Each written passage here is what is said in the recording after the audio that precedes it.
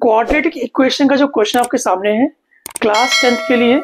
अब ये क्वेश्चन दिखने में काफी इजी लग रहा होगा, बट इस क्वेश्चन में 90% बच्चे मिस्टेक करते ही करते हैं। अब होता क्या है, साफ साफ दिखाई पड़ता है कि x plus one upon x यहाँ पर है और यहाँ पर x square plus one upon X square है।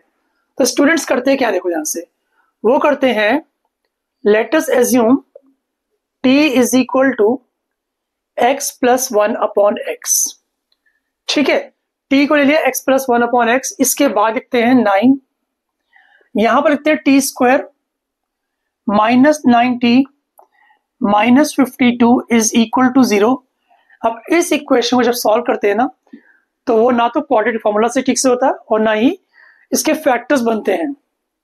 तो इसका मतलब करने में ही कहीं गलती होती है। वो गलती क्या होती है आपको समझाता हूं, ध्यान से देखो। हमने क्या किया, हमने एज्यूम किया है t को x plus one upon X. तो यहां पर स्क्वायरिंग बोथ द साइड्स करेंगे।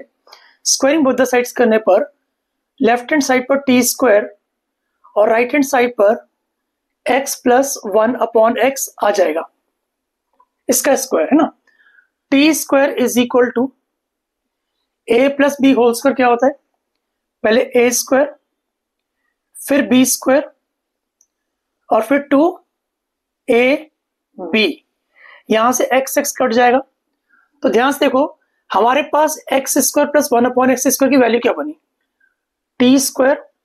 इस 2 को लेफ्ट हैंड साइड लेके आओ तो टी स्क्वायर माइनस 2 जो है ना, वो x square plus one upon X square की वैल्यू बन जाती है।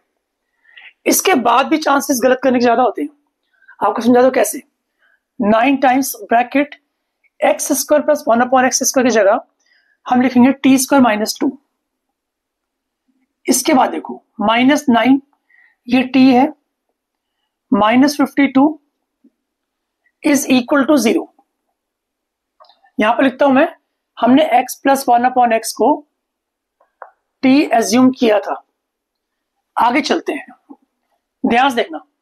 9 को टी स्क्वायर से मल्टीप्लाई करेंगे तो 9t स्क्वायर आ जाएगा, 9 2 18 आ जाएगा, minus 9t minus 52 is equal to 0।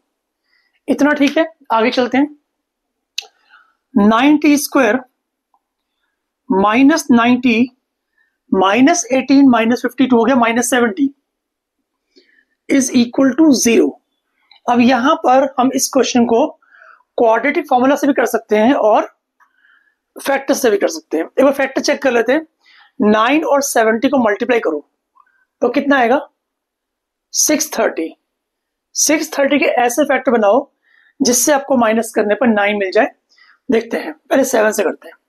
7 9 सब ठीक है। इसके बाद हम 3 से करते हैं। 3 31 30 सब, यानी देखो 21 और 30 से आपको 9 मिल जाएगा। एंड ध्यान से देखो यहां पर 9t square minus 30t plus 21t minus 70 is equal to 0। हमने क्या किया, मिडिल टर्म को स्प्लिट कर दिया। आगे देखो, यहां से कॉमन क्या निकलता है, यहां से कॉमन निकल रहा है 3t, अंदर बचेगा 3t माइनस 10 और यहां से कॉमन निकल रहा है 7, अंदर बचेगा 3t minus 10 is equal to 0। दोनों ब्रैकेट सेम है, इसका मतलब हमने फैक्टर सही किया है। आगे देखो, 3t माइनस 10 कॉमन निकाल लिया, अंदर बचा 3t plus 7 is equal to 0। 3t minus 10 को 0 के इक्वल करते हैं तो यहां से आपका t आ जाएगा 10/3 और यहां से अगर मैं 3t प्लस 7 को 0 करता हूं तो यहां से t आ जाएगा माइनस 7/3। ये आंसर नहीं है, ये हमने सिर्फ t निकाला है। हमारा क्वेश्चन था कि find the value of x। जो क्वाड्रेटिक इक्वेशन थी वो x की टर्म्स में थी, यानी आपको x निकालना ही पड़ेगा। वापस आते हैं क्वेश्चन के अंदर, क्योंकि हमने एज्यूम किया गया था x plus one upon x को t के इक्वल। तो लिखो x plus one upon x, वो t के इक्वल है, t मतलब 10/3। इसको सॉल्व करना पड़ेगा। एंड साथ साथ आपको एक और इक्वेशन जो है x plus one upon X equal to -7/3। इन दोनों इक्वेशन सॉल्व करने के बाद हमें क्या मिलेगा, x की वैल्यू।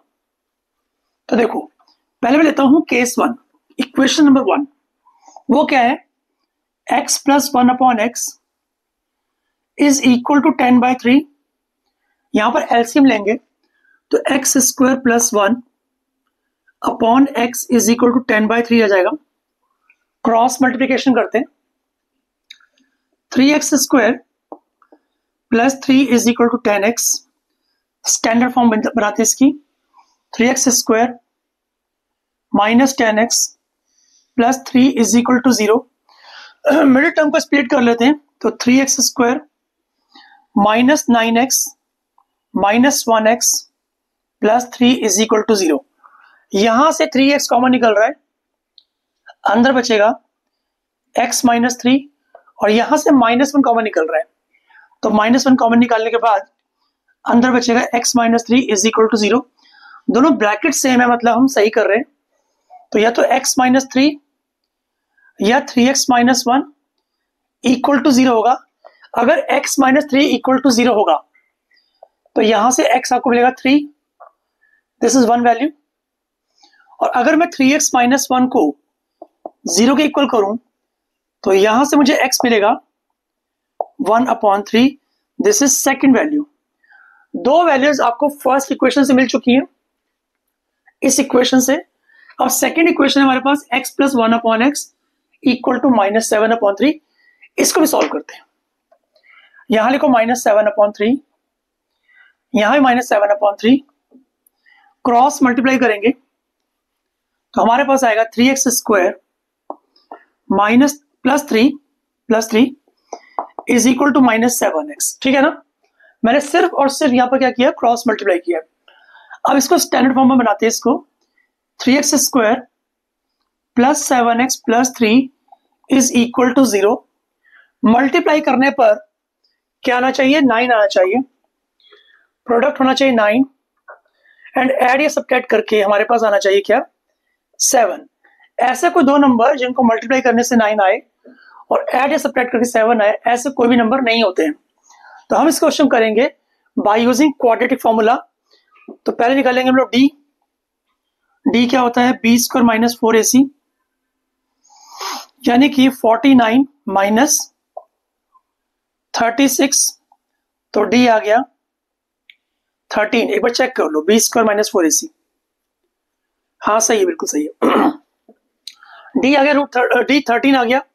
अब x निकालेंगे, x होता है -b ± √d/2a, यानी x की वैल्यू बन जाएगी -b मतलब -7 ±√13/2a। a क्या है, 3 है, ठीक है ना, 2a मतलब 6 हो गया। तो यहां पर दो वैल्यूज आ रही है हमारे पास, एक प्लस की एक माइनस की। Hence the value of x क्या होगी, x की वैल्यूज कौन कौन सी हुई, एक तो हुई 3, एक हो गई 1/3, एक हो गई ये प्लस वाली वैल्यू -7 +√13/6, एंड लास्ट पे एक और वैल्यू -7 -√13/6। ये चारों ही इसके राइट आंसर है। अब इस क्वेश्चन में कहीं पर भी आपको डाउट हो तो कमेंट सेक्शन में कमेंट करके पूछ सकते हैं, मैं आपको जरूर रिप्लाई करूंगा। Thanks for watching, bye bye.